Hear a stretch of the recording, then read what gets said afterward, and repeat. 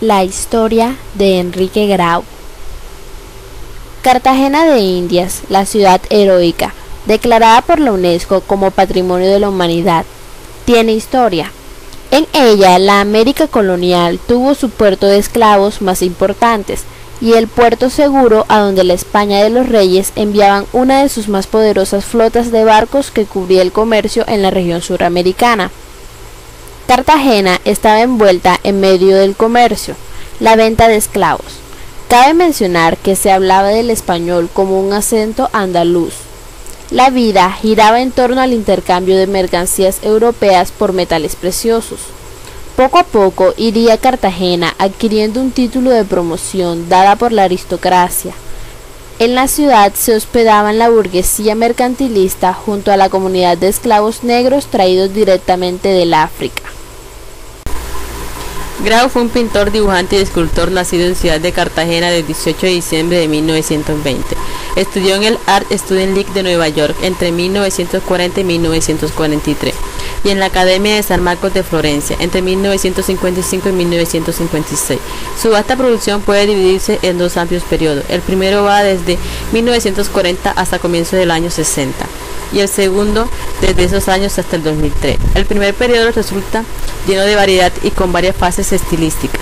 En dos de ellas, por lo menos, el interés naturalista que se encuentra en su obra se ve considerablemente debilitado en los 40, cuando se aproxima el expresionismo, y de 1955 a 1959, cuando se aproxima en la transición a través del planteamiento retomado del cubismo. El segundo periodo es naturalista y en él la figura humana resulta su movimiento predominante, una figura que en la mayoría de las ocasiones es una mezcla de blanca, negra e indígena y que se caracteriza por su desenfado y sensualidad. Esta etapa es la más conocida y mucha gente considera que aquí se encuentra el verdadero Grau, es decir, el artista en sus mejores momentos. Grau recibió una beca para estudiar en el exterior. Grau escogió Nueva York, donde ingresó al Art Student League, en ese entonces con muy buenos profesores refugiados de la Segunda Guerra Mundial.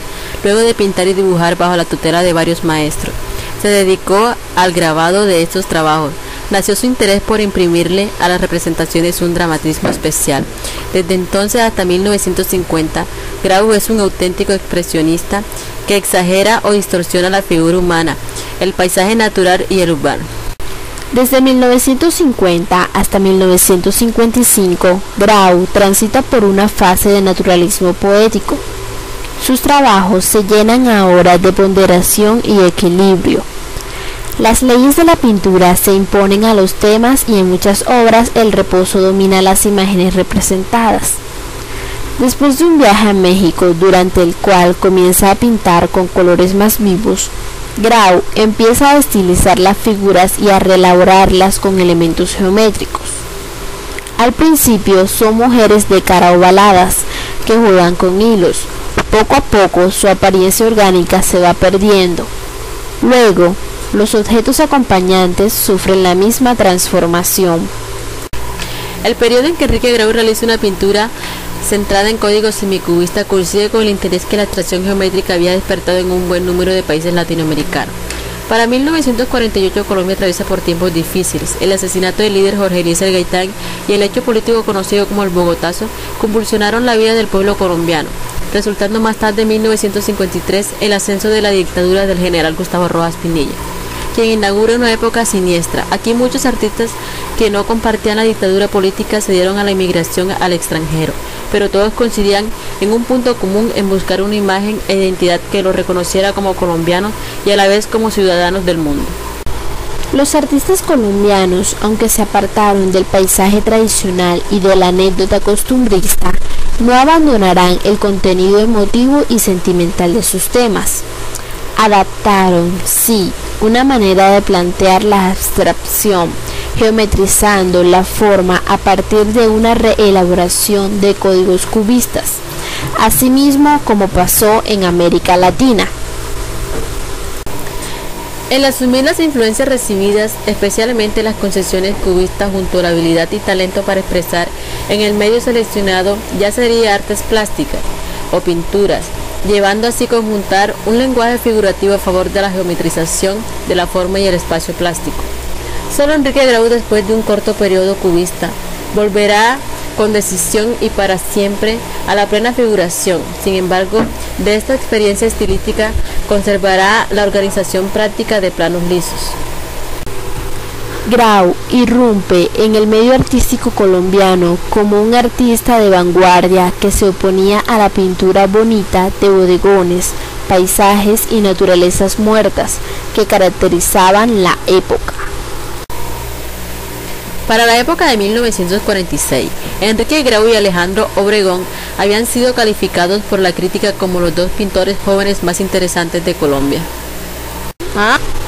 En su realidad expresionista recibe la influencia del alemán Georg Grosz, el cubismo de Picasso y de Break, convirtiendo su arte en un post-cubismo, siguiendo una mirada inédita que se traduce en grandes obras.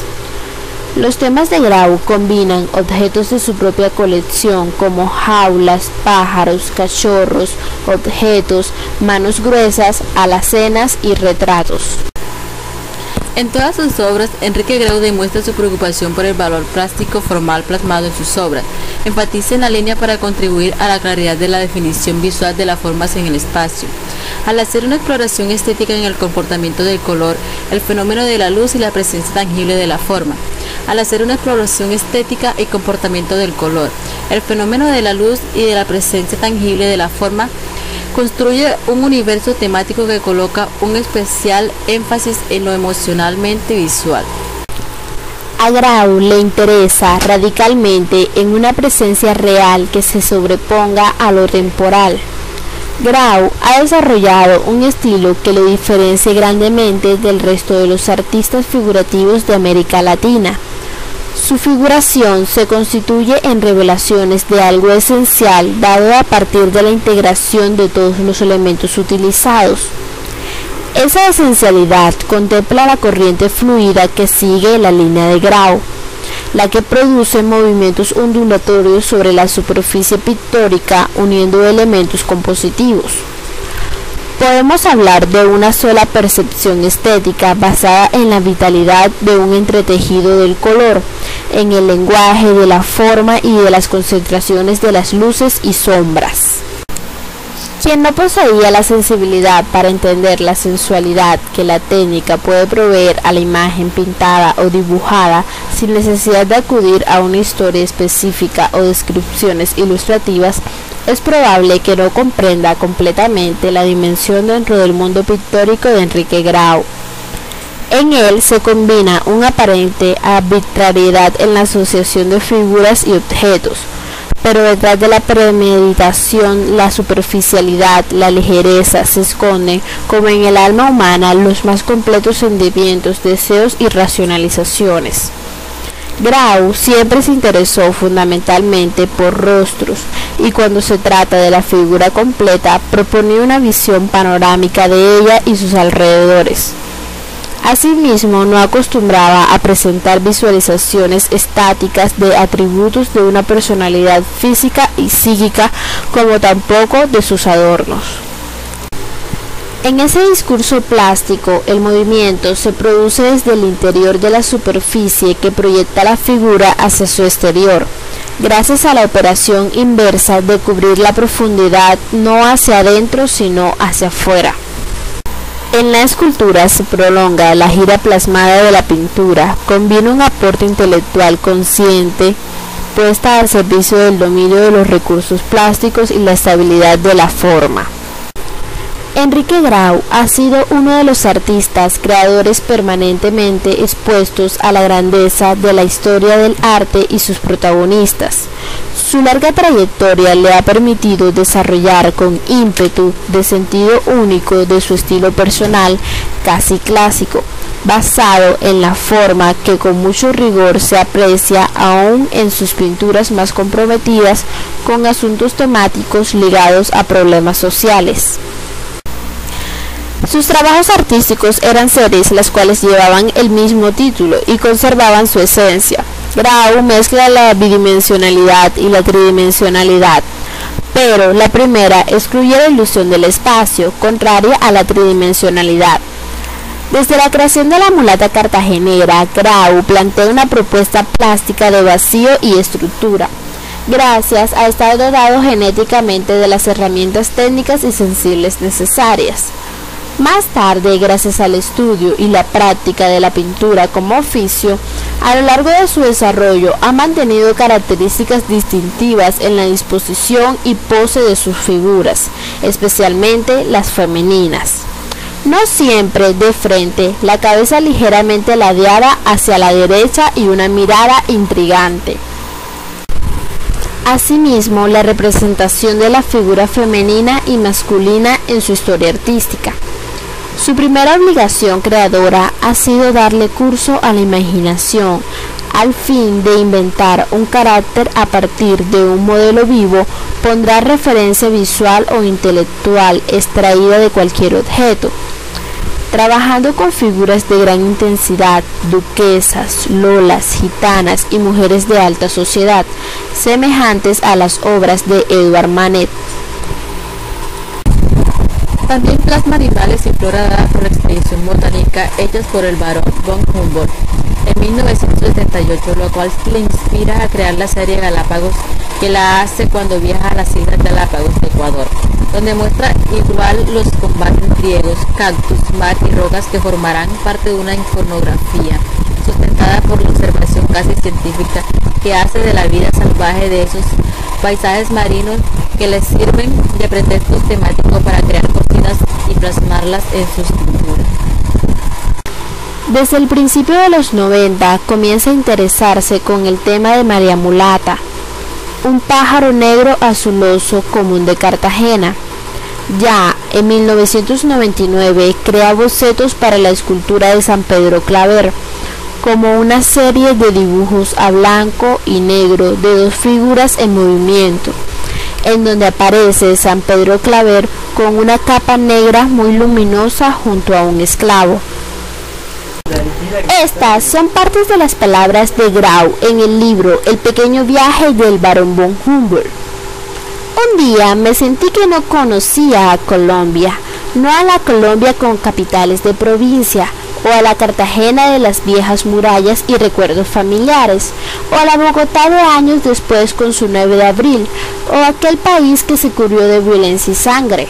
No, lo que sentí que no conocía era otra cosa. ¿De qué está hecha una roca en la Guajira? ¿O qué se siente ante un árbol de caucho en el Amazonas? ¿Cómo se puede fotografiar el nacimiento ficticio de los cangrejos? ¿O describir el miedo de los viajeros que sienten frente a los espantos? Había que ver todo eso con ojos nuevos, ver todo como si fuese la primera vez. Había que dibujar y comprar, crear y plagiar para encontrar lo inesperado y lo real. Enrique murió en Bogotá el 1 de abril del 2004 a la edad de 83 años.